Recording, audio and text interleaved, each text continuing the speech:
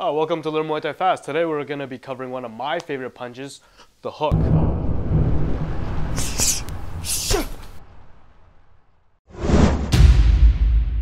The hook is a circular or radial technique, which means it's not as fast or direct as something like the jab and cross, which are linear attacks, but it allows you to attack different target areas because it is an attack that comes from an angle. The hook is an awesome punch because of how much wind-up, rotation, and follow-through you can generate while throwing the punch. It's a super powerful punch with a lot of power behind it. And a common question I get asked a lot is whether you should throw with a vertical fist or horizontal fist, to which I always reply, it doesn't really matter. Personally, I like to throw with a vertical fist because my two big knuckles are at the forefront of my punch, and I feel like this is a much more locked and strong position when I throw the punch compared to here. But again, it doesn't matter. Do what's comfortable for you and feels right for your body.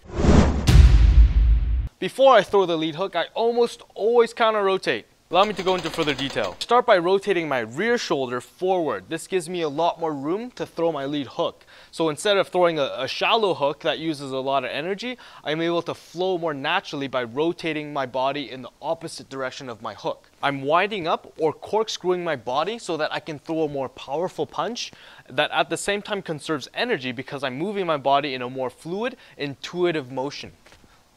Back to the beginning. So I've kind of rotated, my shoulders have basically switched spots, and I'm now in this position. From here, I'm going to start rotating back, keeping my lead hand and shoulder where they are. Think about this part of the punch like an elastic band. I want to stretch my chest out as far as I can so that I can whip through with my fist. So once I've hit the point where I feel like I can't stretch my chest out anymore, I'm going to bring my fist with me and finish the rotation.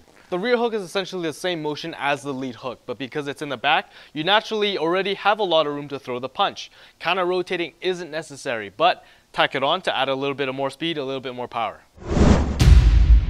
Leaning and losing your posture is a big problem when people first start learning how to throw the hook. They move their body too far off the center line. Generally, when you throw circular techniques like the hook, you want to rotate around your spine and center of gravity and not lean. The second biggest mistake I see when people try to throw the hook is only throwing from the shoulder or from the arm. So they throw a flailing punch like this, which exhausts an extraordinarily large amount of energy, produces a super slow and weak hook because you're only throwing the punch with your arms. Remember that you're learning a martial art and the technique is the most important aspect. So try to shy away from doing it the fast and easy way and learn properly how to do it just once. So using rotation, using your body.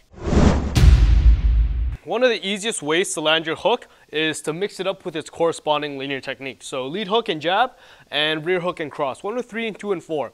Because to block your linear attack, your opponent must commit their guard in a forward motion. Once they do this, they've opened themselves up to a circular or radial technique, something like the hook, which has kind of been the main focus of this entire episode. Kind of. Once they start blocking or turning their guard outwards, they've opened up their guard to linear techniques. You can't be everywhere at once, and a good fighter can mix up different target areas and keep their opponent guessing.